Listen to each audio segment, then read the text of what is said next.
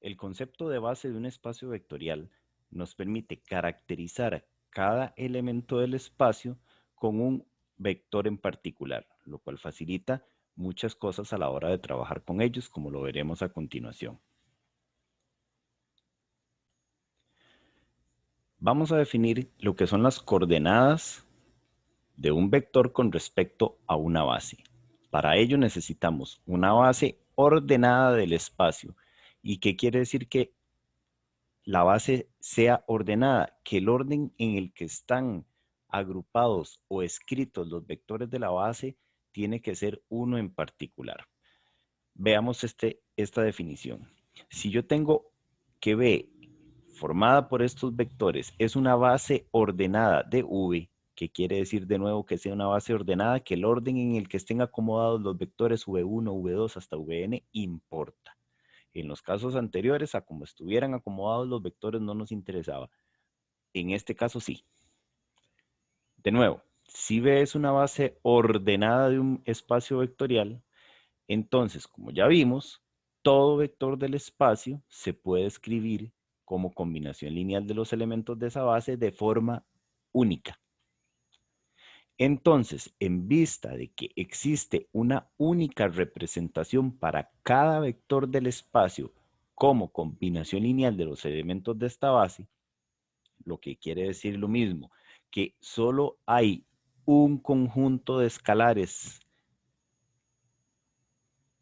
que pueden darme como resultado el vector V, entonces puedo representar ese vector V mediante un vector, otro vector, formado precisamente por esos escalares.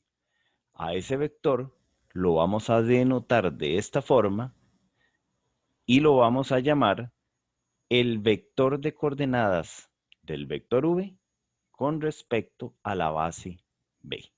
Entonces, observemos que el vector de coordenadas de un vector particular con respecto a una base del espacio es simplemente el vector formado por las componentes de la combinación lineal de ese vector con respecto a esa base. Veamos ejemplos. Si tenemos este vector de R2 y supongamos que tenemos la base canónica, entonces podemos ver muy fácilmente, como les mencioné en algún momento, trabajar con la base canónica es lo más fácil, que el vector dado tiene una única representación y esa representación es muy simple. Ese vector yo lo puedo escribir como 1 por el primer vector canónico más 2 por el segundo vector canónico. Entonces, como estas componentes de la combinación lineal son únicas, el vector de coordenadas del vector 1, 2 sería el vector formado por las coordenadas 1 y 2.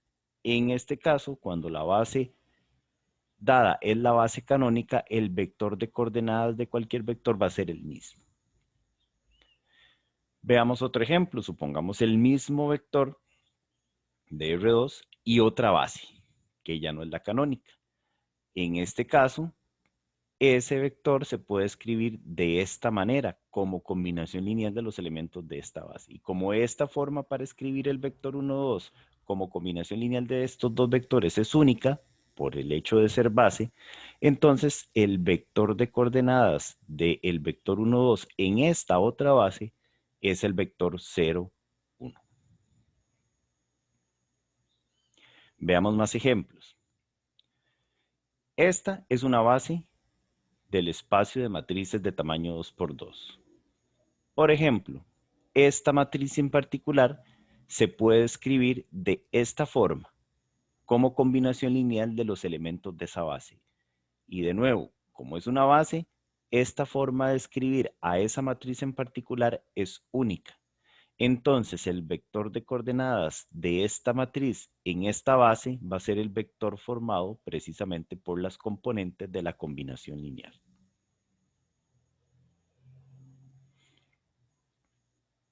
Otro ejemplo, si A es una matriz cuadrada de tamaño 2 por 2, tal que su vector de coordenadas en la base B3 es este.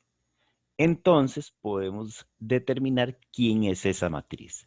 Porque si yo sé cuál es el vector de coordenadas y sé cuál es la base que me están dando, que la base es esta, del ejemplo anterior, pues simplemente lo que me están diciendo es que la matriz A se puede escribir como combinación lineal de los elementos de esa base de esta forma. 1 por la primera matriz, 0 por la segunda matriz, 0 por la tercera matriz y 1 por la cuarta matriz. Simplemente haciendo estas operaciones que están ahí, obtengo esta nueva matriz. Y esta sería la matriz A que me dieron originalmente. Otro ejemplo más. En este caso me piden mostrar que este conjunto es una base de P sub 3 y además hallar el vector de coordenadas de este polinomio en esa base. Entonces me piden dos cosas, demostrar que B es una base y después encontrar el vector de coordenadas de este polinomio en particular en esa base. Para demostrar que es una base, recuerden que tengo que demostrar que los elementos que la forman son linealmente independientes y que además generan a P sub 3. Entonces, podemos observar que los 4 polinomios que están aquí son de diferente grado. Este de grado 3, este de grado 2, este de grado 1 y este de grado 0. Y por un resultado que habíamos visto anteriormente, sabemos que en esos casos esos polinomios son linealmente independientes. Además, ya sabemos que la dimensión de P sub 3 es 4. Entonces, si ya sabemos que los polinomios de B son linealmente independientes y son precisamente 4 polinomios los que hay ahí, forzosamente, por un teorema que vimos en el capítulo anterior, deducimos que B es una base de P sub 3. Listo, ya probamos que B es base. Ahora necesitamos hallar el vector de coordenadas del polinomio que me dieron en esa base. Entonces, el polinomio que me dan lo escribo como combinación lineal de los elementos de la base que tengo. Efectúo las operaciones algebraicas necesarias, multiplicando aquí alfa 1 por todo lo que está aquí. Primero habría que desarrollar esta fórmula, esta otra también. Tendríamos eso. Y multiplicando el alfa 1, el alfa 2, el alfa 3 por cada uno de los polinomios y agrupando los términos, tendríamos esto. Entonces, como este polinomio que está aquí es igual a este otro que obtuve, entonces quiere decir que sus coeficientes tienen que ser iguales. El de x a la 3 de aquí, que no está, pues porque es 0, tiene que ser igual al coeficiente de acá, o sea, alfa 1 tiene que ser 0. 1, que es el coeficiente de alfa 2, tiene que ser igual a todo esto, que es el coeficiente de x a la 2 del otro polinomio. 1, que es el de x, tiene que ser igual a este, y 1, que es el término independiente, tiene que ser igual a todo este, que es el término independiente del otro polinomio. Entonces tendríamos este sistema. Al resolver este sistema lo podemos hacer muy fácilmente porque vean que ya tenemos despejada una variable, entonces puedo ir sustituyéndola en las otras ecuaciones para ir obteniendo las demás. Entonces rápidamente podemos obtener que alfa 1 es 0, que alfa 2 es 1, que alfa 3 es 3 y alfa 4 es 3. Entonces, esos son precisamente los valores que andaba buscando, las componentes de la combinación lineal. Entonces, si alfa 1, alfa 2, alfa 3 y alfa 4 tienen esos valores, esas son las componentes del vector de coordenadas que me están buscando. Entonces, el vector de coordenadas del polinomio P en esa base es este.